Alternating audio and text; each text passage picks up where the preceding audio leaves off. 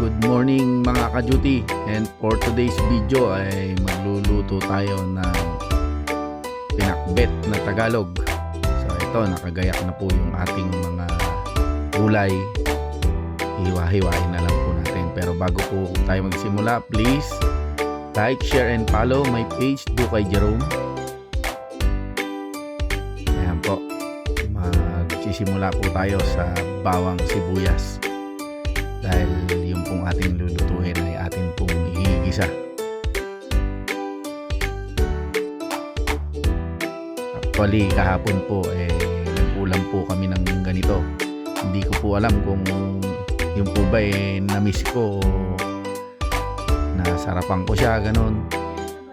O kaya parang nakulangan po ako dun sa luto ng aming tagaluto na si Mang Erning. Kaya ngayon ay gagawa tayo ng sarili nating version ng pinakbet na Tagalog.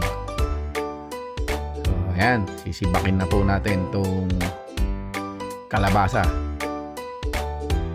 Maliit lang po yung binili nating kalabasa kasi ilan lang rin naman po kaming kumakain dito sa bahay. At yung mga kasama naming mga bata hindi pa po mahilig kumain ng gulay. Kahit na pilitin po natin silang kumain ay ayaw po talaga nila ng gulay.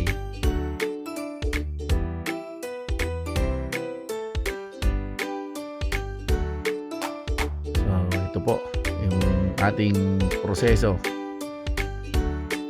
Iniwa lang natin ng ganito yung kalabasa.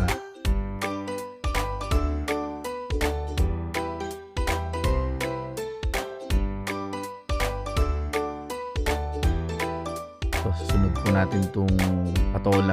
Binili po natin itong patola. Actually po, dito po sa iluluto natin, yung patola at kalabasa lamang po yung ating binili. Ito pong talong, okra, kasama po yung singkamas ay galing na po dun sa ating mga tanim sa likod ng bakuran. So, masarap po sa pakiramdam na yung sarili nating tanim yung ating inaani at ating lulutuin. So hinihikayat din po namin yung iba na kung meron po kayong space sa inyong mga bakuran ay maganda po na magtanim ng mga gulay at mga puno na namumunga. Sapagkat pagka aanihin nyo na, ayan, masarap po sa pakiramdam.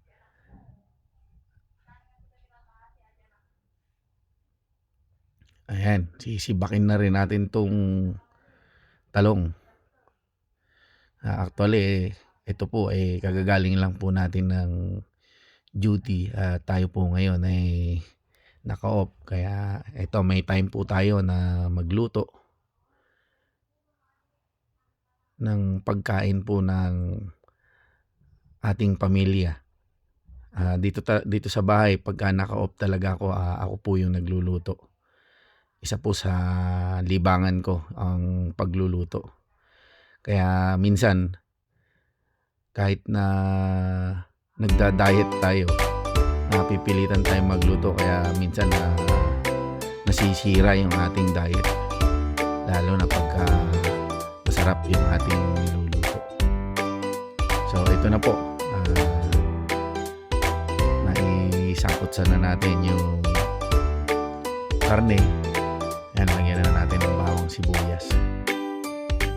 Pinagmantika po muna natin yung ating karne ng baboy. Yan, lalagyan po natin siya ng bagoong alamang. Ito po yung gagamitin kong pang-alat.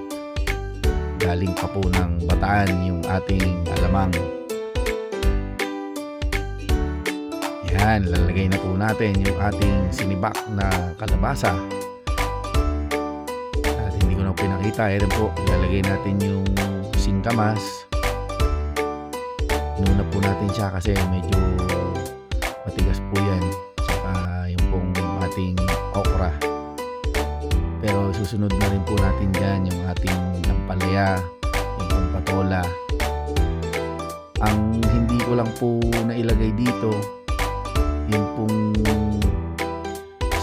sigarilyas, sapagkat yung pong ating tanim sa likod ay wala na pong bunga. maliliit pa po yung bunga, so hindi po tayo nakapaglagay.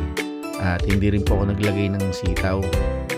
Kasi yung pong niluto ng aming tagaluto sa istasyon ay meron pong sitaw. Ito po wala. So yan, luto na po ang ating pinakbet Tagalog. At yan, titikman po natin at